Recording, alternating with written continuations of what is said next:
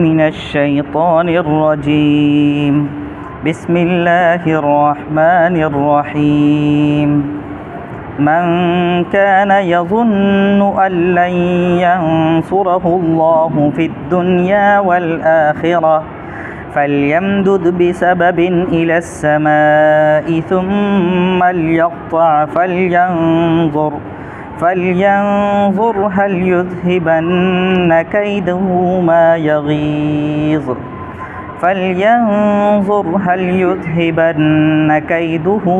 يغيظ وكذلك أنزلناه آيات بينات وأن الله يهدي من يريد إن الذين آمنوا والذين هادوا والصابئين والنصارى والمجوس والذين أشركوا إن الله يفصل بينهم يوم القيامة إن الله على كل شيء شهيد صدق الله.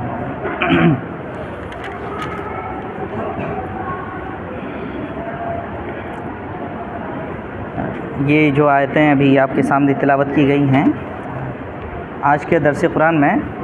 آیت نمبر 15 سے سورہ حج کی آیت نمبر 15 سے 24 تک کا مطالعہ پیش کرنا ہے۔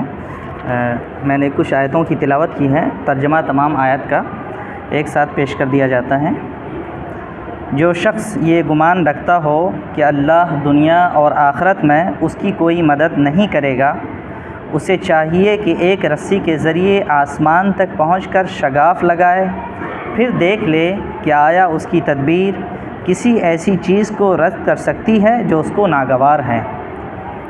ایسی ہی کھلی کھلی باتوں کے ساتھ ہم نے اس قرآن کو نازل کیا ہے، اور اللہ جسے چاہتا ہے ہدایت دیتا ہے۔ جو لوگ ایمان لائے اور جو یہودی ہوئے اور صابی اور نصارہ اور مجوس اور جن لوگوں نے شرک کیا، ان سب کے درمیان اللہ تعالیٰ قیامت کے روز فیصلہ کر دے گا۔ ہر چیز اللہ کی نظر میں ہے۔ کیا تم دیکھتے نہیں ہو کہ اللہ کے آگے سرب سجود ہیں وہ سب جو آسمانوں میں ہیں اور جو زمین میں ہیں، چاند، سورج اور تارے، پہاڑ اور درخت اور جانور اور بہت سے انسان، اور بہت سے وہ لوگ بھی جو عذاب کے مستحق ہو چکے ہیں، اور جسے اللہ ذلیل و خوار کر دے اسے پھر کوئی عزت دینے والا نہیں ہے۔ اللہ کرتا ہے جو کچھ چاہتا ہے۔ یہ دو فریق ہیں جن کے درمیان اپنے رب کے معاملے میں جھگڑا ہے۔ ان میں سے وہ لوگ جنہوں نے کفر اختیار کیا، ان کے لیے آگ کے لباس کاٹے جا چکے ہیں۔ ان کے سروں پر کھولتا ہوا پانی ڈالا جائے گا، جس سے ان کی کھالیں ہی نہیں پیٹ کے اندر کے حصے تک گل جائیں گے، اور ان کی خبر لینے کے لیے لوہے کے گرز ہوں گے۔ جب کبھی وہ گھبرا کر جہنم سے نکلنے کی کوشش کریں گے، پھر اسی میں دھکیل دیے جائیں گے کہ چکھو اب جلنے کی سزا کا مزہ۔ دوسری طرف جو لوگ ایمان لائے اور جنہوں نے نیک عمل کیے، اللہ ان کو ایسی جنتوں میں داخل کرے گا جن کے نیچے نہریں بہہ رہی ہوں گی۔ وہاں وہ سونے کے کنگنوں اور موتیوں سے آراستہ کیے جائیں گے، اور ان کے لباس ریشم کے ہوں گے۔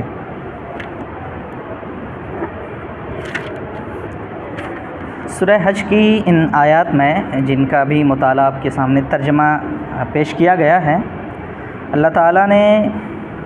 ایک تو اس فریق کا تذکرہ کیا ہے، ان لوگوں کا جو کہ اللہ تعالیٰ پر مکمل یقین رکھتے ہیں، جس فریق کی عبادت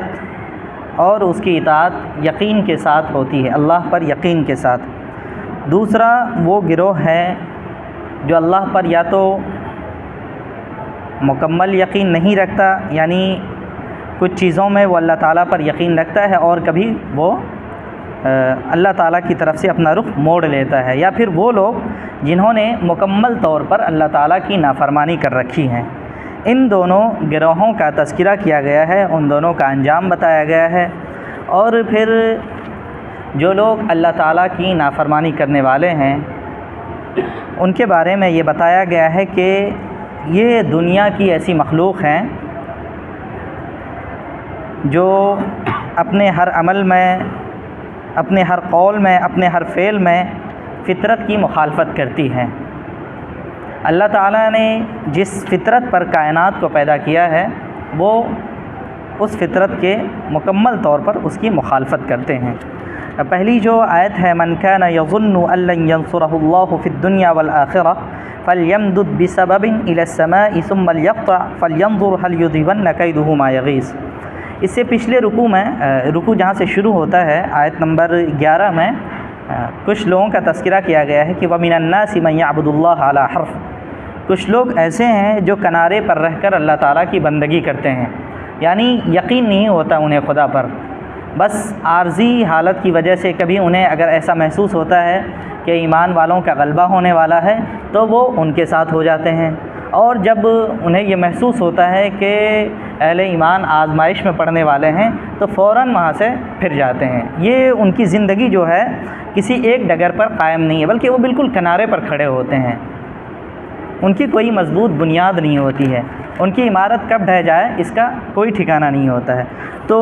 جو آیت کا سلسلہ ہے، سلسلہ کلام، اس تعلق سے اگر دیکھیں تو اس کا آیت کا یہ مطلب ہوتا ہے کہ اگر کوئی شخص یہ چاہتا ہے،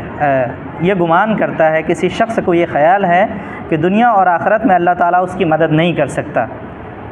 تو اسے چاہیے کہ وہ آسمان کی طرف کوئی رسی لگائے اور پھر جو ہے اس رسی کے ذریعے آسمان تک پہنچے، پھر آسمان میں ایک شگاف لگائے۔ یعنی یہ جو اسلوب ہوتا ہے کہ قرآن کریم میں 7ویں پارے میں بھی اسی طرح کا اسلوب آیا ہے کہ اگر آپ کو یہ لگتا ہے کہ یہ لوگ ایمان نہیں لائیں گے، اللہ کے رسول صلی اللہ علیہ وسلم سے خطاب کرتے ہوئے یہ کہا گیا ہے کہ اگر ان لوگوں کا جو اعراض ہے، ایمان سے جو دوری اختیار کر رہے ہیں، اگر یہ چیز آپ پر گراں گزر رہی ہے اور آپ کو لگتا ہے کہ ہر حال میں انہیں ایمان لے آنا چاہیے اور آپ بہت زیادہ پریشان ہو رہے ہیں، تو اگر آپ کے بس میں ہے تو آپ آسمان پر کوئی سیڑھی لگا کر چڑھیے اور پھر وہاں سے کوئی نشانی لے آئے۔ تو یہ جو اسلوب کلام ہے فَلْيَمْدُدْ بِسَبَبٍ إِلَى السَّمَاءِ ثُمَّ لْيَقْطَعْ، یہ مطلب اس کے بس میں جو کچھ ہے، جتنی تدبیریں وہ کر سکتا ہے وہ سب کچھ کر لے اور پھر یہ دیکھے کہ اس کی تدبیر اس کے کچھ کام آ رہی ہے۔ یعنی پچھلی آیت سے اس کا جو تعلق ہے کہ وہ لوگ جن کا اللہ تعالیٰ پر کوئی بھروسہ نہیں ہوتا ہے، تو وہ لوگ اللہ تعالیٰ کے سوا ہر در پر بھٹکتے ہیں، ہر در پر جا کر اپنا ماتھا ٹیکتے ہیں اور اس سے مدد کی توقع رکھتے ہیں، حالانکہ اسے یہ معلوم ہونا چاہیے کہ جس ذات سے مدد مانگنی ہے وہ اللہ تعالیٰ کی ذات ہے، اسی سے انسان کو صحیح مدد مل سکتی ہے اور وہیں جا کر انسان اپنی مراد کو پا سکتا ہے۔ لیکن اگر وہ اللہ تعالیٰ کے در پر نہیں جا رہا ہے، اس کے علاوہ تمام دروں پر بھٹک رہا ہے، تو اسے معلوم ہونا چاہیے کہ وہ کتنی ہی کوشش کر لے، اپنا سر پھوڑ لے، اپنا گلا گھونٹ لے، لیکن وہ اپنی کوشش میں ناکام نہیں ہوگا۔ ایک تو اس آیت کی یہ تشریح کی گئی ہے۔ اس آیت کے حوالے سے بعض صحابہ کرام سے، جو خاص طور پہ عبداللہ ابن عباس سے جو تفسیر منقول ہے، اس میں ایک چیز یہ بھی کہی جاتی ہے کہ اس میں اللہ کے رسول صلی اللہ علیہ وسلم کے بارے میں بتایا گیا ہے کہ اگر کافروں کو، جو لوگ دین اسلام کی مخالفت پر اتر آئے ہیں، اگر انہیں یہ لگتا ہے کہ اللہ تعالیٰ اپنے پیغمبر کی مدد نہیں کرے گا، اگر ان کے ذہن و دماغ میں یہ بات بیٹھی ہوئی ہے الَّن يَنصُرَهُ اللَّهُ فِي الدُّنْيَا وَالْآخِرَةِ کہ اللہ تعالیٰ اپنے پیغمبر کی دنیا اور آخرت میں مدد نہیں کرے گا، اگر کسی کے ذہن میں یہ خیال ہے تو پھر وہ اللہ تعالیٰ سے اس کی مدد کا جو رشتہ ہے، اللہ تعالیٰ کی طرف سے، آسمان کی طرف سے محمد رسول اللہ صلی اللہ علیہ وسلم کے لیے اور اہل ایمان کے لیے جو مدد آتی ہے، اگر اس کے بس میں ہو تو اس رشتے کو کاٹ دے، اس سرے کو کاٹ دے، اللہ تعالیٰ سے اس کے رابطے کو کاٹ دے، اور ظاہر سی بات ہے یہ انسان کے بس میں نہیں ہے۔ اسی لیے کہا گیا ثُمَّ لْيَقْطَعْ فَلْيَنظُرْ هَلْ يُذْهِبَنَّ كَيْدُهُ مَا يَغِيظُ کہ اگر اس کو ایسا لگتا ہے کہ یہ میرے بس میں ہے اور اس سے اس کا جو غیظ و غضب ہے، اس کے اندر جو اسلام کے خلاف مخالفت ہے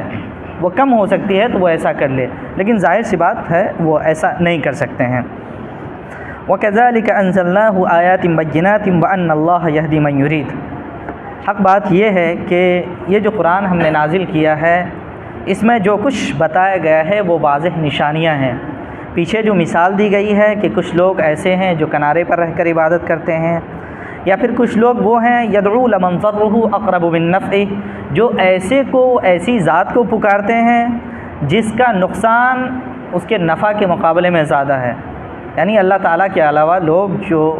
اپنے گھڑے ہوئے معبودوں کو پکارتے ہیں اس سے انہیں نقصان ہی ہوتا ہے، فائدہ نہیں ہونے والا ہے. تو یہ ساری چیزیں، یہ جتنے بھی حوالے قرآن کریم کے اندر دیے گئے ہیں، یہ ساری چیزیں اللہ تعالیٰ نے کھول کھول کر بیان کی ہے. اور یہ قرآن کریم جس کی تلاوت محمد رسول اللہ صلی اللہ علیہ وسلم اپنی قوم کے سامنے کر رہا ہے، اس میں بھی واضح نشانیاں موجود ہیں عقل مندوں کے لیے. وَأَنَّ اللَّهَ يَهْدِي مَن يُرِيدُ.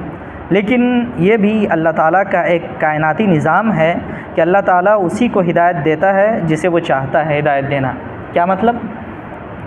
یعنی جو شخص اپنی عقل کے گرہ کو کھولتا ہے، جو اللہ تعالیٰ نے اس کی فطرت میں حق اور باطل کے درمیان تمیز کرنے کی صلاحیت رکھی ہے، انسان کو عقل کی جس صفت سے اللہ تعالیٰ نے نوازا ہے، جو شخص اپنی اس عقل کا استعمال کرتا ہے اور پھر صحیح اور غلط کے درمیان تمیز کرنے کی کوشش کرتا ہے، تو پھر اللہ تعالیٰ ایسے لوگوں کے لیے راستے ہموار کر دیتا ہے. اگر کہیں الجھنیں ہوں، مشکلات ہوں، تو ایسے لوگوں کے لیے اللہ تعالیٰ کی طرف سے مدد آتی ہے. لیکن وہ شخص جنہوں نے اپنے دل پر تالے لگا رکھے ہوں، آنکھیں بند ہوں، اور جنہوں نے اپنے کان میں روئی لگا لی ہو تاکہ حق کی آواز نہ سنیں، ظاہر سی بات ہے ایسے لوگوں کو حق کی توفیق نہ مل سکتی ہے اور نہ اسے اللہ تعالیٰ کی طرف سے کبھی ہدایت ملے گی. یہ اللہ تعالیٰ کا ایک نظام ہے کہ اللہ تعالیٰ اسی شخص کو ہدایت دیتا ہے جو خود ہدایت کی جس کے اندر طلب ہو. زبردستی اللہ تعالیٰ کسی کو ہدایت نہیں دیتا ہے. ان الذين آمنوا والذين هادوا والصابئين والنصارى والمجوس والذين اشركوا ان الله يفصل بينهم يوم القيامه ان الله على كل شيء شهيد. یہ تو ایک دنیا کا نظام ہے کہ اللہ تعالیٰ نے ساری نشانیاں لوگوں کے سامنے واضح کر دی ہیں. اب جو ان نشانیوں کو دیکھ کر حقیقت تک پہنچ جاتا ہے اور پھر راہیاب ہو جاتا ہے، ایک وہ لوگ ہوتے ہیں اور دوسرے وہ لوگ جو ان نشانیوں کو دیکھنے کے باوجود حق سے دور ہوتے ہیں. یہ تو دنیاوی نظام ہے. بظاہر دونوں کی زندگی یکساں ہوتی ہے. کئی مرتبہ ایسا ہوتا ہے کہ جو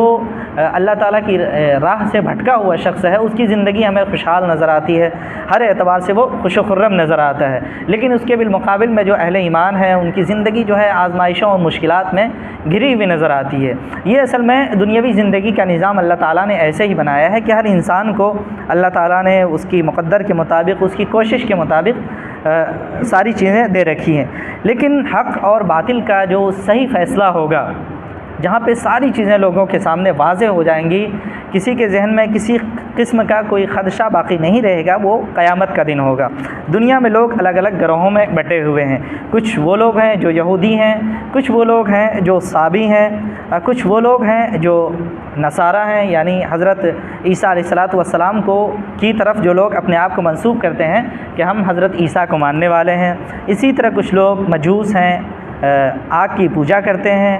والذین اشرکوا، اور اس کے علاوہ وہ لوگ جو شرک کرتے ہیں خدا تعالیٰ کے ساتھ. تمام لوگ یعنی اہل ایمان کے علاوہ یہاں سے جتنی باتیں بتائی گئی ہیں اس میں دو فریق کو سامنے رکھ کر بات بتائی گئی ہے. ایک طرف وہ ہیں جو اہل ایمان ہیں، اللہ تعالیٰ کی مکمل تابعداری کا جنہوں نے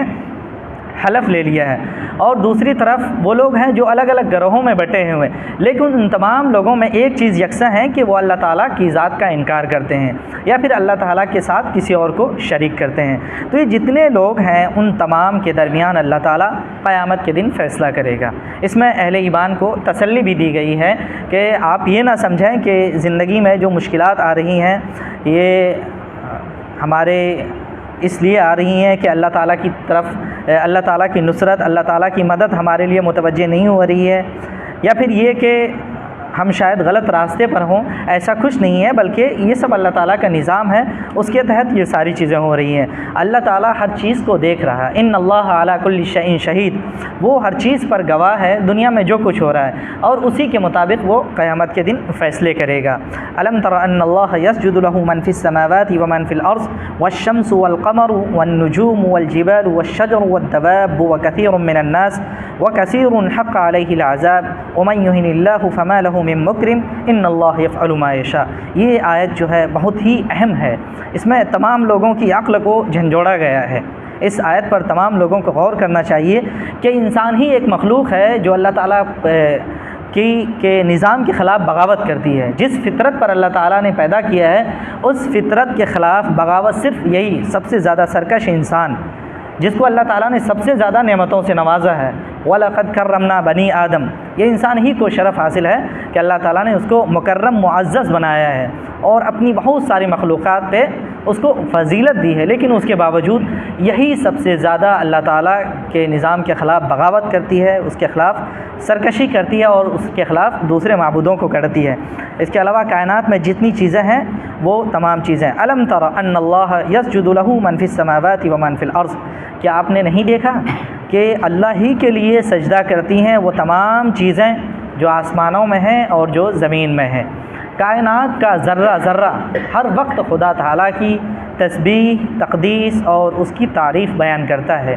وَإِن مِّن شَيْءٍ إِلَّا يُسَبِّحُ بِحَمْدِهِ وَلَكِن لَّا تَفْقَهُونَ تَسْبِيحَهُمْ، کائنات کی ہر چیز خدا تعالیٰ کی تسبیح بیان کرتی ہے، لیکن اس کی تسبیح کا انداز ضروری نہیں ہے کہ ہمیں سمجھ میں آئے۔ بہت ساری چیزیں کائنات میں ایسی ہیں جو بے جان ہیں، جمادات کی شکل میں نظر آتی ہیں ہمیں، لیکن وہ بھی خدا تعالیٰ کی تسبیح بیان کرتی ہے اپنے زبان حال سے۔ خاص طور پر جو چیزیں انسان کی نگاہوں کے سامنے ہیں، ایک تو یہ بات کہہ دی گئی کہ کائنات میں جتنی بھی چیزیں ہیں وہ سب چیزیں تسبیح بیان کرتی ہیں، چاہے وہ آسمانوں میں ہوں، چاہے وہ زمین میں ہو، چاہے ہماری نگاہوں کے سامنے ہو یا ہماری نگاہوں سے پرے ہو، چاہے اس جگہ ہو جہاں تک انسانوں کی رسائی ہوئی ہے، یا پھر وہ جگہیں جیسے سماوات کے اندر جو وسعت ہے کہ کائنات کا وہ تمام حصہ جو ابھی انسان کی نگاہوں سے اوجھل ہے، ان تمام جگہوں پہ جتنی بھی مخلوقات رہتی ہیں وہ تمام مخلوقات اللہ تعالیٰ کے لیے سجدہ کرتی ہیں اور اسی کی اطاعت میں مشغول رہتی ہیں۔ اور جو خاص طور پہ چیزیں انسان کی نگاہوں کے سامنے ہے، والشمس، سورج ہر وقت ہماری نگاہوں کے سامنے ہوتا ہے، سورج سے ہم بہت سارے فائدے حاصل کرتے ہیں، اس کی اہمیت ہمیں معلوم ہے، اور انسانوں میں تو ایک پوری مخلوق ایسی ہے، ایک بڑی تعداد میں ایسے لوگ ہیں جو سورج کی پرستش بھی کرتے ہیں۔ تو یہ کہا گیا ہے کہ جس سورج کی تم پرستش کرتے ہو وہ سورج خود اس خالق کائنات کے سامنے سجدہ ریز ہوتا ہے اور اسی کے حکم کے مطابق کام کرتا ہے۔ اللہ تعالیٰ نے اس کو جس فطرت پر لگا دیا ہے اسی فطرت پر وہ لگا ہوا ہے۔ والقمر، اسی طرح چاند بھی، جسے ہم رات کو جگمگاتے ہوئے دیکھتے ہیں، جس کی روشنی میں ہم راتوں کو سفر کرتے ہیں، وہ چاند بھی خاص طور پہ جو آیت کا پہلا مخاطب ہے، مدینہ کا جو ماحول تھا اور پھر قریش مکہ کے لوگ جنہوں نے اللہ کے رسول صلی اللہ علیہ وسلم کی مخالفت کی تھی اور پھر ہجرت کے بعد جنہوں نے اسلام سے جنگ چھیڑ رکھی تھی، ان تمام لوگوں کی عقل کو اپیل کیا جا رہا ہے۔ مدینہ کے اندر جو یہود ہیں، جو منافقین ہیں، اور جتنے گروہوں کا اوپر تذکرہ ہوا ہے، چاہے وہ آتش پرست ہوں، ستاروں کو پوجنے والے ہوں، سورج کو پوجنے والے ہوں، وہ تمام لوگ، ان کی عقل کو مخاطب کر کے کہا جا رہا ہے کہ چاند کو بھی تم بہت بڑا سمجھتے ہو اور اس کی اپنے آپ میں ایک عظمت ہے، وہ بھی اللہ تعالیٰ کے سامنے سجدہ ریز ہوتا ہے۔ والنجوم، اور تمام ستارے جو تمہاری نگاہوں کے سامنے ہیں اور جو تمہاری نگاہوں سے اوجھل ہیں، اور خاص طور پر جو عرب کا ماحول تھا وہاں پہاڑ کی ان کے نزدیک اہمیت بھی تھی اور اس سے ان کے بہت سارے فائدے وابستہ تھے، اس سے وہ بہت زیادہ مانوس تھے، اس لیے قرآن کریم میں کئی جگہوں پہ پہاڑ کا بھی حوالہ ملتا ہے۔ افلا ينظرون الى الابل كيف خلقت والى السماء كيف رفعت والى الجبال كيف نصبت، اونٹ، آسمان، پہاڑ، یہ تمام چیزوں کا جو حوالہ ہے قرآن کے اولین جو مخاطب ہیں ان لوگوں کو خاص طور پر مخاطب کرتے ہوئے یہ بات کہی گئی ہے، اور پھر قیامت تک کے لوگوں کے لیے۔ والجبال، اور پہاڑ بھی اللہ تعالیٰ کے سامنے سجدہ ریز ہوتے ہیں۔ والشجر، اسی طرح پیڑ پودے، درخت، جتنی بھی چیزیں، خاص طور پہ اہل مکہ کے لیے اگر یہ بات کہی جائے تو پیڑ پودوں میں خاص طور پر جب وہ دن کے وقت میں نکلتے تھے تو انہیں بہت زیادہ، جب دوپہر میں دھوپ کی شدت کا احساس ہوتا تو وہ پیڑ پودوں کا سہارا لیتے تھے، تو بیابان میں پیڑ پودوں کی بھی بہت زیادہ اہمیت رہتی۔ مفسرین نے ایک چیز خاص طور پہ پہاڑ اور پیڑ پودوں کے سلسلے میں یہ چیز لکھی ہے کہ یہ اللہ تعالیٰ نے عجیب نظام بنایا ہے کہ انسان کا سایہ، پھر جتنی بھی چیزیں جن کا کہ سایہ ہوتی ہیں، اس کا جو سایہ ہے وہ سورج کے اپوزٹ اس میں ڈائریکشن میں جاتا ہے. جیسے صبح کا اگر وقت ہو تو کسی بھی چیز کا سایہ پچھم کی طرف دکھتا ہے، اور پھر جب سورج مغرب کی طرف مائل ہوتا ہے تو اس کا سایہ جو ہے وہ مشرق کی طرف نظر آنے لگتا ہے، الگ ڈائریکشن میں سورج کے. تو اس میں ایک چیز یہ بھی بتائی جا رہی ہے کہ خاص طور پہ چونکہ سورج اور ستاروں کی پرستش کا رواج بھی تھا اور اب بھی ہے، تو یہ بتایا جا رہا ہے کہ کائنات کے اندر جو جمادات ہیں وہ بھی اپنی فطرت سے بغاوت نہیں کرتی ہیں. تم سورج کو اور چاند کو اور ستاروں کی پرستش کرتے ہو، ان کے سامنے سر ٹیکتے ہو، جبکہ کائنات کی یہ چیزیں جو اپنی فطرت پر قائم ہیں یہ بھی اپنی فطرت سے اس انسان کے اس عمل کے بطلان کا اور اس کے اندر جو نقائص ہیں اس کو واضح کرتی ہے. اپنی فطرت سے وہ اس کی فطرت اس بات کا انکار کرتی ہے کہ وہ اللہ تعالیٰ کی ذات کے سوا سورج کے سامنے، چاند کے سامنے اور ستاروں کے سامنے سجدہ ریز ہو. اسی لیے جب سورج مشرق سے نکلتا ہے تو اس کا جو جھکاؤ ہوتا ہے وہ مغرب کی طرف ہونے لگتا ہے، نہ کہ سورج کی طرف ہوتا ہے. اور پھر جب سورج مغرب کی طرف جاتا ہے تو پھر اس کا جھکاؤ مشرق کی طرف ہوتا ہے. یہ ڈائریکشن کا چینج ہونا یہ بھی انسان کی فطرت کو، یہ خاص طور انسان کی عقل کو اس بات کے لیے اپیل کرتا ہے کہ اللہ تعالیٰ کے علاوہ کائنات کے اندر جتنی بھی چیزیں ہیں وہ سب مخلوقات ہیں، اور ان تمام میں سے کسی بھی چیز کے سامنے سجدہ کرنا انسان کی عظمت کے، اس کے شرف کے خلاف ہے، اور یہ خالق کائنات کی غیرت کو للکارنا ہے. والشجر والدواب، اور اسی طرح چوپائے جو زمین میں چلنے والے جتنے بھی جانور ہیں، چاہے وہ رینگنے والے ہوں، وہ تمام چیزیں بھی اللہ تعالیٰ کے سامنے سجدہ کرتی ہیں. وکثیر من الناس، اور انسانوں میں بھی ایک بڑی تعداد جنہوں نے اپنی فطرت کے خلاف بغاوت نہیں کیا ہے، اور جو اپنی عقل سے اور کائنات کے اندر اللہ تعالیٰ نے جو نشانیاں رکھی ہیں ان تمام چیزوں پر جو غور و فکر کرتے ہیں، وہ تمام لوگ بھی اللہ تعالیٰ ہی کے سامنے سجدہ کرتے ہیں. وَكَثِيرٌ حَقَّ عَلَيْهِ الْعَذَابُ، جبکہ اس کے بالمقابل میں ایک بڑی تعداد میں وہ لوگ ہیں جن پر اللہ تعالیٰ کا عذاب جو ہے وہ ثابت ہو چکا ہے، وہ عذاب کے مستحق ہو چکے ہیں. عذاب کا مستحق کیوں ہیں وہ لوگ؟ اس لیے کہ انہوں نے اللہ تعالیٰ کے نظام کے خلاف بغاوت کی ہے. وَمَن يُهِنِ اللَّهُ فَمَا لَهُ مِن مُكْرِمٍ، حق بات یہی ہے کہ اللہ تعالیٰ جس کو ذلیل کر دے تو اس کو دنیا میں کوئی شخص بھی عزت نہیں دے سکتا ہے. انسان کے لیے اس سے بڑی ذلت کی کیا بات ہوگی کہ وہ اپنی ہی جیسی مخلوقات یا اپنے سے کمتر مخلوقات کے سامنے سر ٹیکے. اس سے بڑی ذلت انسان کی اور کچھ بھی نہیں ہو سکتی ہے. اگر کوئی شخص اس ذلت کو بھی برداشت کرتا ہے تو پھر ایسے شخص کو کوئی دنیا میں عزت نہیں دے سکتا ہے. ان اللہ یفعل ما یشاء، اللہ تعالیٰ جو چاہتا ہے کرتا ہے. اللہ تعالیٰ کی ذات جو ہے وہ انسانوں کے یا پھر کائنات کے اندر جس طرح دوسری چیزیں کائنات کے اندر جو مخلوقات ہیں وہ ایک نظام سے وابستہ ہیں، اور ان کی جو زندگی ہے یا پھر ان کا جو نظام ہے وہ ایک دوسرے سے، کائنات کے اندر اللہ تعالیٰ کے علاوہ جتنی بھی مخلوقات ہیں وہ کسی نہ کسی اعتبار سے دوسری چیزوں کی محتاج ہوتی ہیں، اس لیے وہ اپنے ہر عمل میں مختار نہیں ہوتی. لیکن اللہ تعالیٰ کی جو ذات ہے وہ بے انتہا طاقتوں اور قوتوں کی مالک ہے. اللہ تعالیٰ اپنی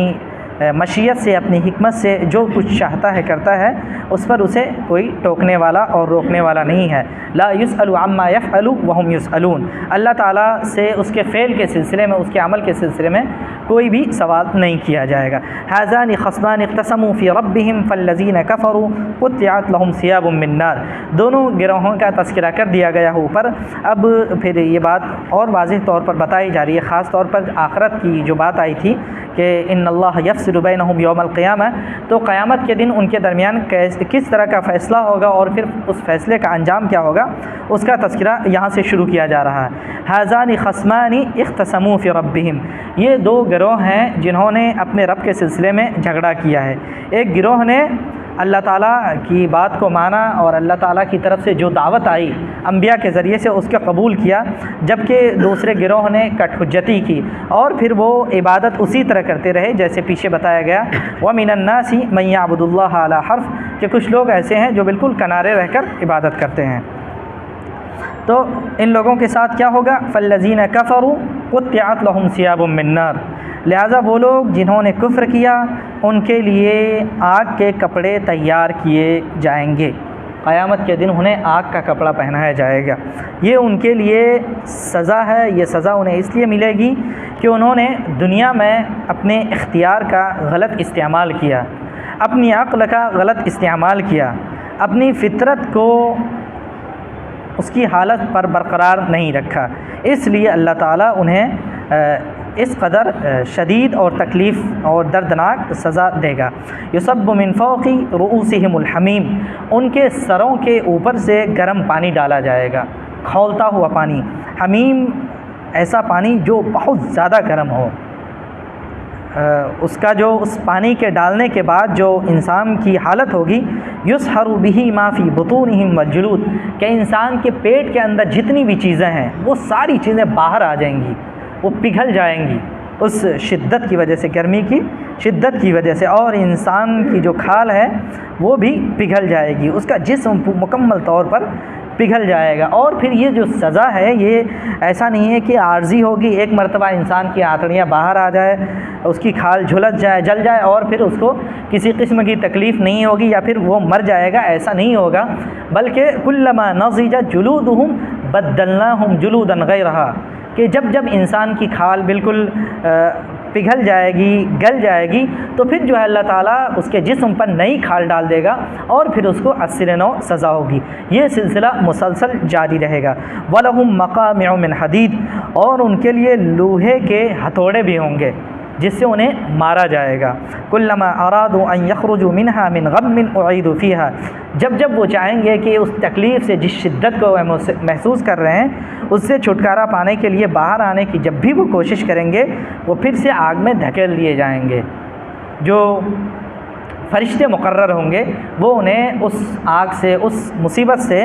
باہر نہیں آنے دیں گے، اور انہیں کہا جائے گا ذوقوا عذاب الحریق، یہ جو جلنے کی آگ ہے، جلنے کی سزا ہے، اس کا تم مزہ چکھو۔ یہ جو ذوق، ذوقو، ایک تو مطلب کسی چیز کو چکھنا اچھے معنی میں استعمال ہوتا ہے، دوسرا تنزیہ بولا جاتا ہے یہ جملہ، کہ اپنے عمل کا انجام بھگتو، جو کچھ دنیا میں تم نے جو کچھ کیا ہے اس کا مزہ یہ ہے تمہارے سامنے جہنم کی آگ کی شکل میں۔ یہ تو ان لوگوں کی سزا ہے جو اللہ تعالیٰ کے ساتھ کفر کرتے ہیں۔ اب دوسرا وہ گروہ جنہوں نے دنیا میں مشکلات جھیلیں، ہر طرح کی آزمائشیں اور تکلیفوں کا سامنا کیا، ان کے لیے قیامت میں جب اللہ تعالیٰ ان کے درمیان فیصلے فرما رہا ہوگا تو ان کے لیے کیا نعمتیں ہوں گی؟ ان اللہ یدخل الذین آمنوا وعملوا الصالحات جنات تجری من تحتها الانہار یحلون فیہا من اساور من ذہب ولؤلؤا ولباسهم فیہا حریر، کہ جو لوگ ایمان لائے اور جنہوں نے نیک اعمال کیے انہیں اللہ تعالیٰ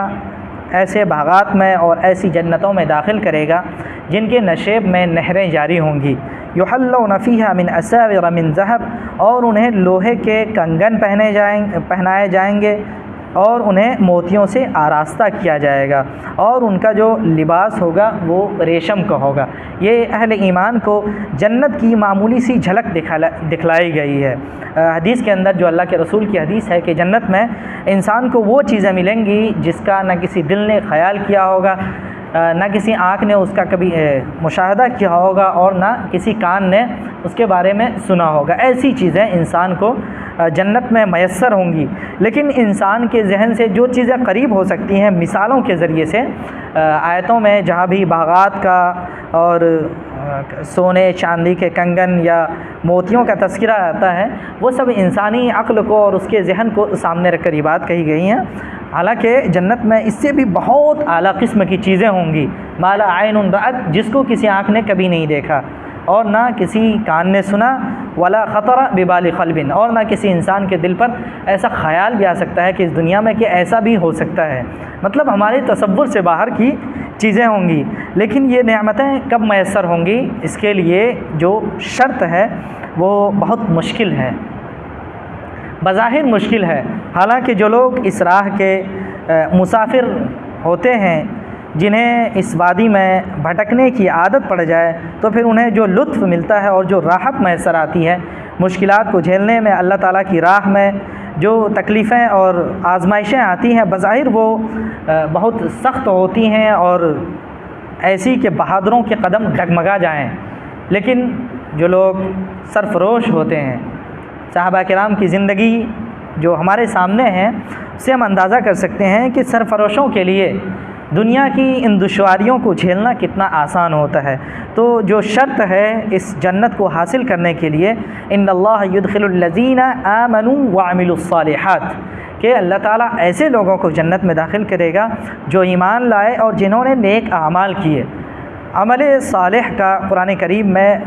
ہر جگہ حوالہ ملتا ہے، والعصر ان الانسان لفی خسر الا الذین آمنوا وعملوا الصالحات، تمام لوگ خسارے میں ہیں، صرف وہ لوگ کامیاب ہیں، ان کی زندگی کامیابی سے ہمکنار ہے جو ایمان لائے اور جنہوں نے نیک اعمال کیے۔ یہ نیک اعمال زندگی کے کسی خاص لمحے میں کرنے کا نام نہیں ہے کہ ایک مرتبہ کر کر ہم اس جنت کو حاصل کر سکتے ہیں، بلکہ جب تک انسان کی سانس چل رہی ہے اس وقت تک وہ اپنے آپ کو ان تمام مکمل طور پر اللہ تعالیٰ کی اطاعت میں، اس کی بندگی میں لگائے رکھے اور اپنا ہر عمل شریعت کے مطابق انجام دے۔ ظاہر سی بات ہے ہر وہ کام جو انسان کی طرف سے انجام دیا گیا ہو اور وہ شریعت کے مطابق ہو، شریعت کے خلاف نہ ہو، وہ عمل صالح ہے، اس کا انسان کو ثواب ملے گا۔ حدیث کے اندر یہ بھی آیا ہے کہ اگر انسان روزی روٹی کماتا ہے اور اس کی نیت یہ ہے کہ اس سے جو ہے میں اپنے بچوں کی کفالت کروں گا، جو میرے نگرانی میں ہیں، جو میرے گھر والے ہیں، ان کی بھوک اور پیاس کو مٹاؤں گا، تو یہ بھی اس انسان کے لیے صدقہ ہوتا ہے۔ تو انسان کا ہر عمل اگر اللہ تعالیٰ کی مرضی کے موافق ہے تو یہ صدقہ ہوتا ہے، اور اس عمل کو جب انسان پوری استقامت کے ساتھ انجام دیتا ہے۔ دوسری جگہ پہ ایمان کے ساتھ استقامت کا تذکرہ کیا گیا ہے کہ ان الذین قالوا ربنا اللہ ثم استقاموا، جن لوگوں نے یہ کہا کہ ہمارا رب اللہ ہے، یعنی جو توحید کا اقرار کرتے ہیں پھر اس پر استقامت اختیار کرتے ہیں، اس کے تمام تقاضوں کو، اس کے جو مطالبے ہیں اس کو پورا کرتے ہیں، تو پھر ایسے لوگوں کو اللہ تعالیٰ دنیا میں بھی سرفرازیوں سے نوازتا ہے۔ بظاہر وہ مشکلات ہوتی ہیں لیکن اہل ایمان کے لیے سرفرازیاں ہوتی ہیں، اور پھر آخرت میں تو ان کے لیے ہر طرح کی کامیابی ہے۔ اللہ تعالیٰ سے دعا ہے کہ اللہ تعالیٰ ہمیں اپنی عقل سے اس کی نشانیوں پر غور و فکر کی توفیق عطا فرمائے، اور پھر صحیح راستے پر چلنے کی توفیق عطا فرمائے، اور استقامت کے ساتھ ایمان پر باقی رہنے اور زیادہ سے زیادہ اعمال صالحہ کرنے کی توفیق عطا فرمائے۔ یہی ان آیتوں کا جو آج مطالعے میں آئی ہیں پیغام ہے کہ ہماری زندگی جو ہے پوری مکمل زندگی ایمان اور استقامت سے عبارت ہو، تو انشاءاللہ کامیابی ہمارے لیے ہر وقت قدم چومتی رہے گی۔ اللہ تعالی ہمیں ان تمام چیزوں پر عمل کرنے کی توفیق عطا فرمائے۔ وآخر دعوانا الحمدللہ رب العالمین، سبحان اللہ بحمدہ۔